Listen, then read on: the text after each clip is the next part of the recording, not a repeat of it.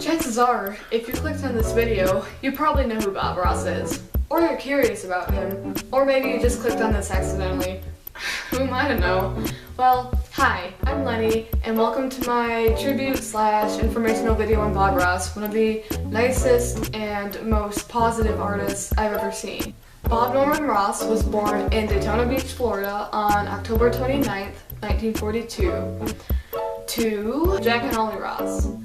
So throughout his life, Bob Ross had 3 wives. Linda Brown, whom he ended up divorcing, Jane, who later died of cancer. Bob Ross was later diagnosed with lymphoma in 1994, which forced him to retire the show and from his career in general. And he later died in 1995, unfortunately, on July 4th. Ross joined the Air Force and was in it for 20 years, and during his time in the Air Force, he joined this class in the Anchorage USO Club in the Air Force and had multiple teachers throughout this class. And this is where he discovered that he really had a passion for painting, had a passion for landscape art.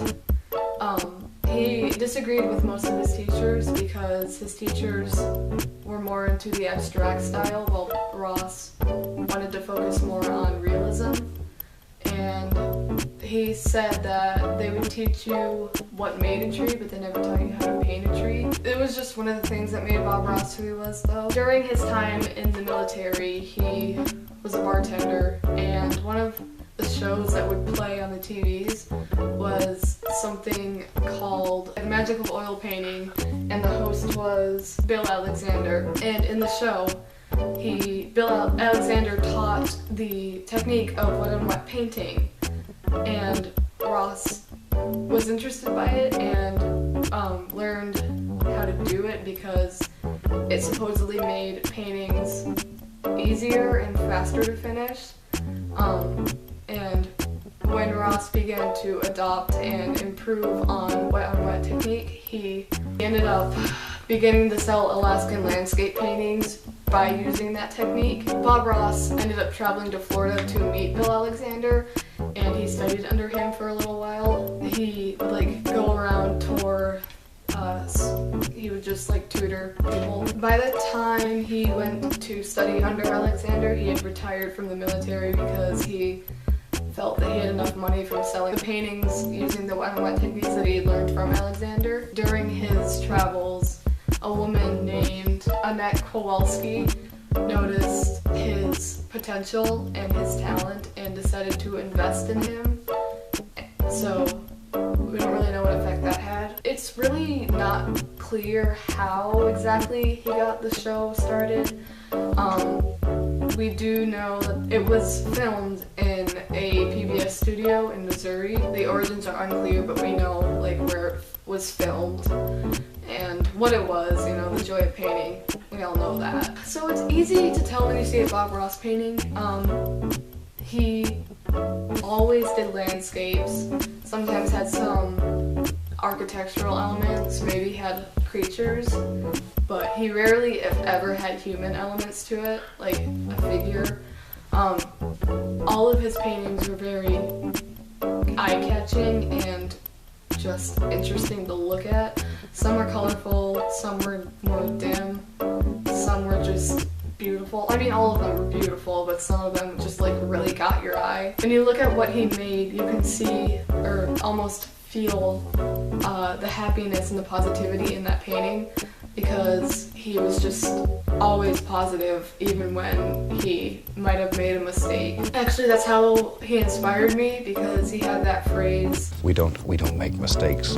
We have happy accidents. And before I knew of him, before I started watching his painting tutorials, his show, whenever I make a mistake in my art, more specifically painting, before when I made mistakes with my art, I would get really frustrated and I would let it just ruin my impression of my own art.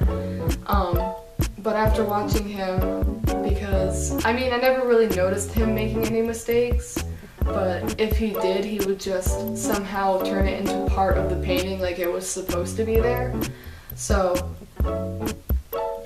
now when I make mistakes, I just kind of adapt it, or like I turn it into a part of the painting instead of just sitting there and like whining about a spot that shouldn't be there. With this painting that I just showed you,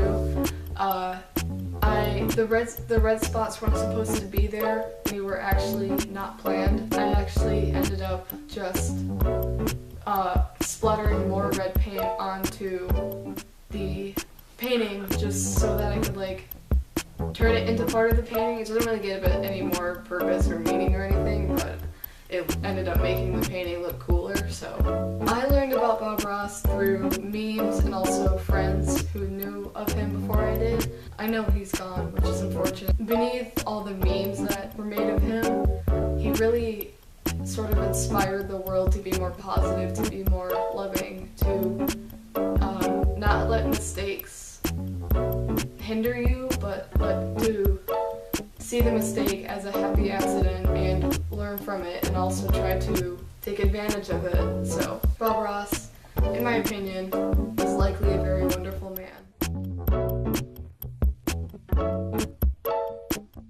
If you like this video, go ahead and give it a thumbs up and subscribe if you're new to my channel. Also, leave a comment if you want more stuff like this. I know I've done something like this with, you know, like with the Monstercat thing before. That was also for a school thing, so. But I'm kind of starting to enjoy this sort of thing, so if you want to see more of it, just let me know. Be sure to join my Discord servers. Links will be down in the description. And yeah, it's currently the evening for me, so you guys have a wonderful evening or day, you know, whenever you're watching that, have a wonderful time. Bye!